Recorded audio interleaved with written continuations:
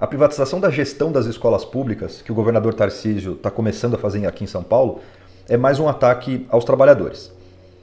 Eu sou Léo Spadoni, sou administrador público, eu estou como porta-voz da Rede Sustentabilidade Atibaia, estou como membro suplente do Conselho Municipal de Transporte Coletivo, sou apoiador da expedição pelas margens do Córrego Onofre, apoiador do coletivo Socioambiental Atibaia, apoiador do Salve Atibaia e também estou coordenando o movimento Vida Além do Trabalho aqui no município. Antes da gente fazer esse debate, primeiro é importante a gente entender que esse tipo de proposta, de ideia, é uma ideia neoliberal.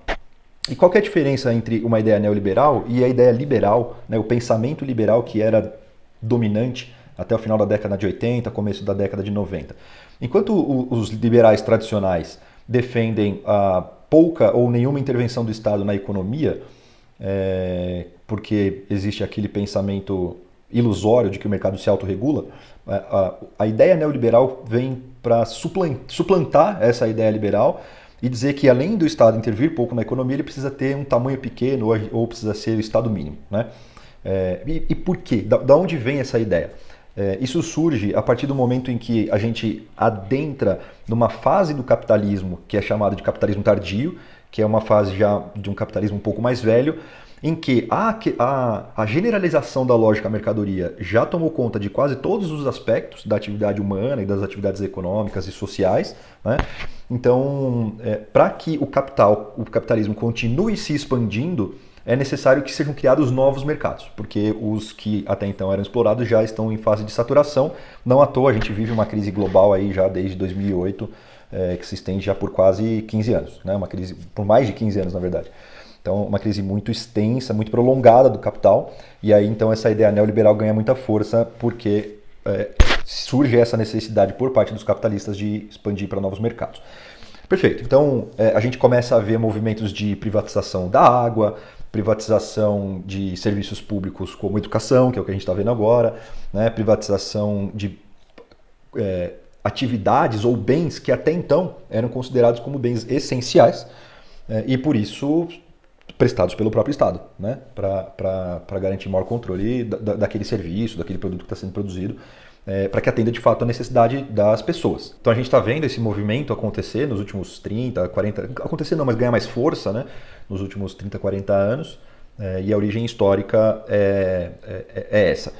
Para convencer as pessoas, né, de que isso é importante, de que isso é necessário, de que isso vai trazer benefícios, usa-se um argumento retórico de que as privatizações vêm para eliminar a corrupção, né?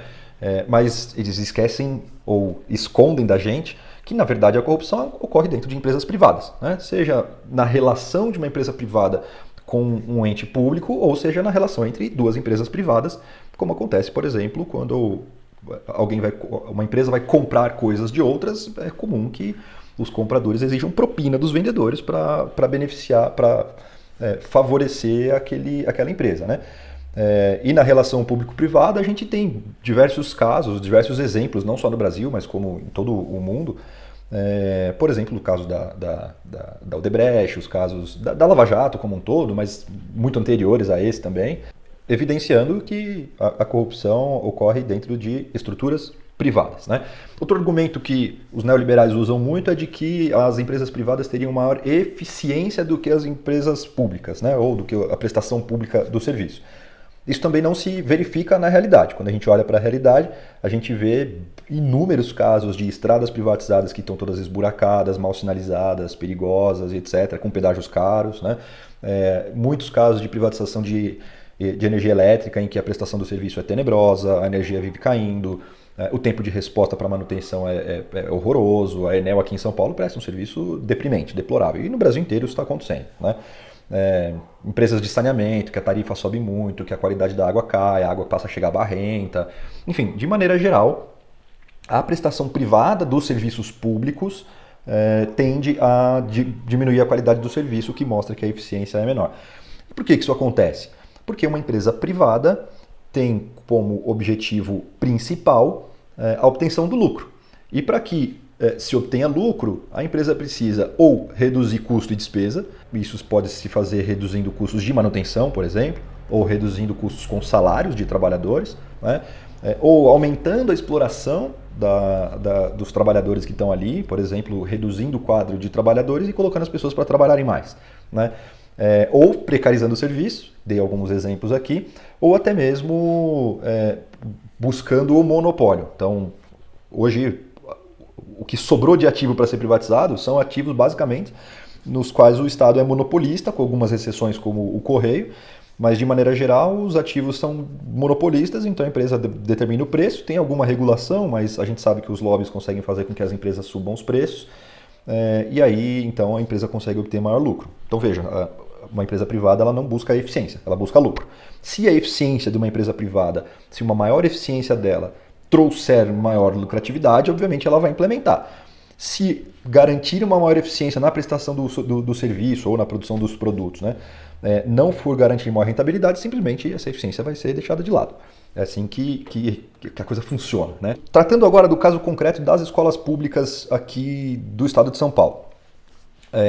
Um dos argumentos que o governador Tarcísio está utilizando é a redução dos custos e aumento das eficiências, né, que é o padrão, o jargão dos neoliberais, e que a gestão do ensino não vai ser privatizada agora, né?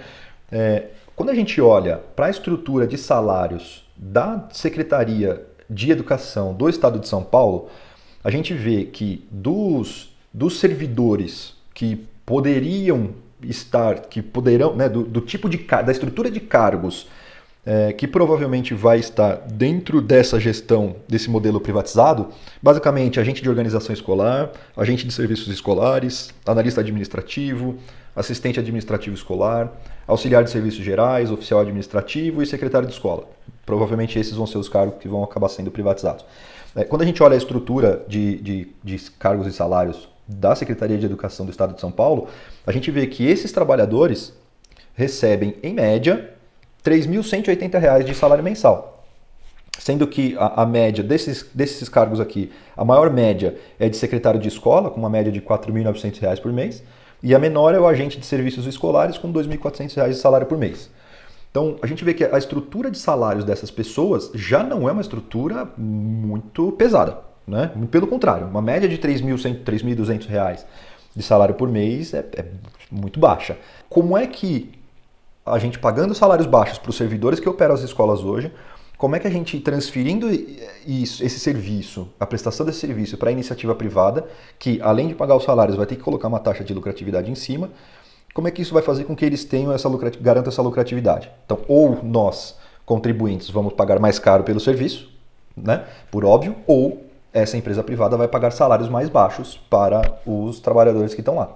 Não tem muito como fugir disso. Ou precarizar a prestação do serviço, diminuindo a quantidade de mão de obra e colocando as pessoas para trabalhar exaustivamente, acumulando função, tendo que fazer horas extras e etc.